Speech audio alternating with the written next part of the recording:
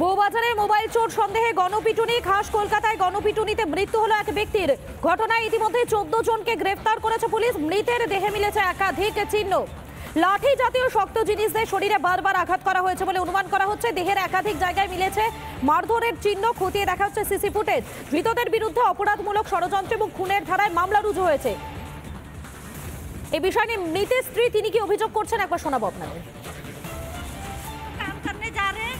फिर बोला कि हम किसी का काम किए ना, हमको पैसा नहीं दिया, मोबाइल का मालूम चलाने मिल के मारा सब इधर है बैठा हुआ, नहीं मालूम काज कर।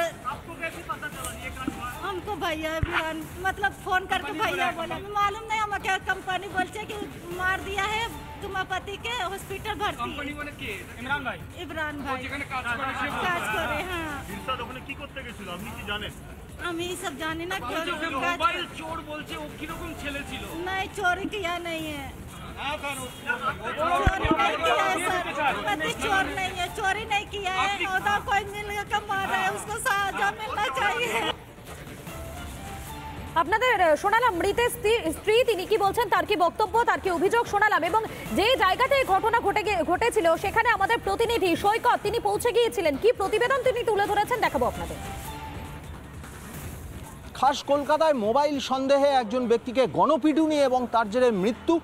মুচিপাড়া থানা এলাকার এই ঘটনায় এখনো পর্যন্ত 14 জনকে গ্রেপ্তার করেছে তদন্তকারীরা, যার মধ্যে 2 জন প্রাক্তন স্টুডেন্ট এবং 12 জন বিভিন্ন কলেজে পাঠরত স্টুডেন্ট। তাদের এগেনস্টে খুনের ধারায় মামলা রুজু হয়েছে এবং অপরাধমূলক ষড়যন্ত্র আন্ডার সেকশন 120B এই সেকশনে মামলা রুজু হয়েছে।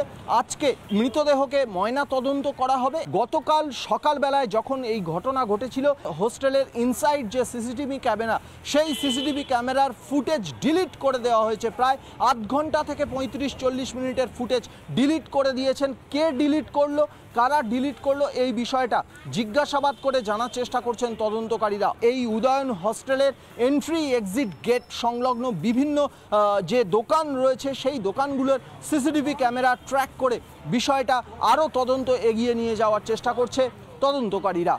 ভিডিও জার্নালিস্ট পিনাকি নন্দীর সঙ্গে সৈকত, রিপাবলিক বাংলা, কলকাতা। আপনাদের দেখালাম আমাদের প্রতিনিধি সেখান থেকে ঠিক কি প্রতিবেদন তুলে ধরেছেন। এবং এই যে ঘটনা, অর্থাৎ বউবাজারে যেখানে মোবাইল চোর সন্দেহে গণপিটুনি, খাস কলকাতায় গণপিটুনিতে মৃত্যু হলো এক ব্যক্তির। এই বিষয়ে রাজনৈতিক মহলের একাংশ তারা কি বলছেন, তাদের কি বক্তব্য শোনাবো আপনাদের। মব লিঞ্চিং ব্যাপারটাই গণতন্ত্রের বিরুদ্ধে, আইনের বিরুদ্ধে, এবং এর জন্য তো কড়া আইন আছে। এটার ব্যাপারে প্রচার চালানো উচিত পুলিশের, যে সব জায়গায় মাইকে বলুক আইন নিজের হাতে তুলে নেবেন না। চোর সন্দেহ কেউ যদি ধরা পড়ে তাহলে তাকে থানায় দিন, নিজেরা তাকে মারবেন না। যেটা হয়েছে খুব দুঃখজনক। এটা একটা কোথাও প্রবণতা হয়ে যাচ্ছে তৃণমূলের রাজ্যে, যে যার যা ইচ্ছা করতে পারে, সঙ্গে সঙ্গে আইন নিজের হাতে তুলে নেওয়া যেতে পারে এবং পুলিশের জন্য অপেক্ষা করার দরকার নেই। ওই তো পুলিশ, এবং পুলিশ ফাইলের আড়ালে লোকায়। পুলিশের কোনো মেরুদণ্ড নেই, মুখ্যমন্ত্রী না বললে কিছুই হয় না। উদয়ন হস্টেলের ছেলেদের যদি মনেও হয়ে থাকে যে একটা ছেলে মোবাইল চুরি করেছে, তাকে এমন পেটানো হলো যে তার মানে রক্তচাপ পর্যন্ত পাওয়া যাচ্ছে না, তাকে মৃত প্র্যাকটিক্যালি ঘোষণা করা হলো।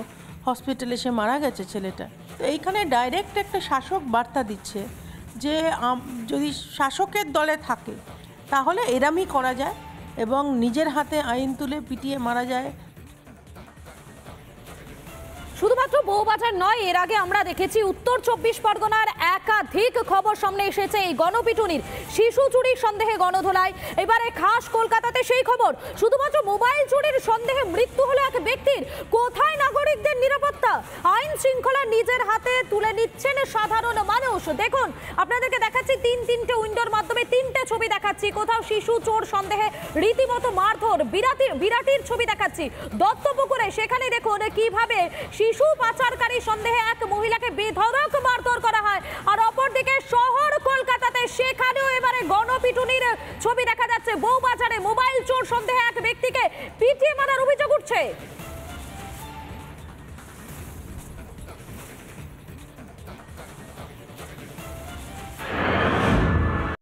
শহর কলকাতায় 8টি লোকেশনে এনফোর্সমেন্ট ডিরেক্টরেটের ডিরেক্টরেটের তল্লাশি অভিযান আলিপুর রোডের এই যে আবাসন এখানে কিন্তু এনফোর্সমেন্ট ডিরেক্টরেটের আধিকারিকরা সকালবেলা এসে পৌঁছান এবং যেটা জানা যাচ্ছে যে একটি স্পঞ্জি স্কিম গ্রুপ অর্থাৎ যারা চিটফান্ডের ধরনের ব্যবসা চালাতো সেই ধরনের একটি গ্রুপের নামে দিল্লি সিবিআই এর তরফ থেকে একটি এফআইআর দায়ের করা হয়, তাতে চার্জশিটও পেশ করা হয় এবং এর পরবর্তী ক্ষেত্রে যে মানি লন্ডারিং হয়েছিল সেই ঘটনায় কিন্তু এনফোর্সমেন্ট ডিরেক্টরেট তারা কিন্তু তদন্তে নামে এবং সেই তদন্তে নেমে কিন্তু যদি দেখা যায় কলকাতার 4 জন ব্যবসায়ীর কাছে ইতিমধ্যেই এনফোর্সমেন্ট ডিরেক্টরেটের আধিকারিকরা পৌঁছেছে। যেটা জানা যাচ্ছে যে কয়েকশো কোটি টাকা কিন্তু এরা বিভিন্ন স্টেট থেকে তুলেছিল এবং সেই টাকা বিদেশে পাঠানো হয়েছিল এবং এখানে সিঙ্গাপুর কানেকশন উঠে আসে।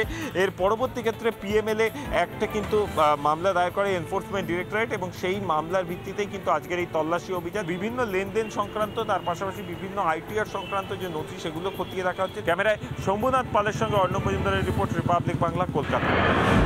যতক্ষণ না কাজ পাবে জমিদাতারা বিক্ষোভ করছে, তারা গেট আটকে বিক্ষোভ করবে এবং কাউকে সকাল থেকে ঢুকতে দেওয়া হয়েছে। আমাদের লোকালে কাজ পায় নাই, বাইরের লোক এসে কাজ করছে, ইউনিয়নের লোক না অন্য কেউ আছে তারা কি টাকা দিয়ে জমি নিয়ে আসতে বললে ঘরে ঘরে সবাই একটা করে কাজ দেবো, কাজ চাইছি আমরা।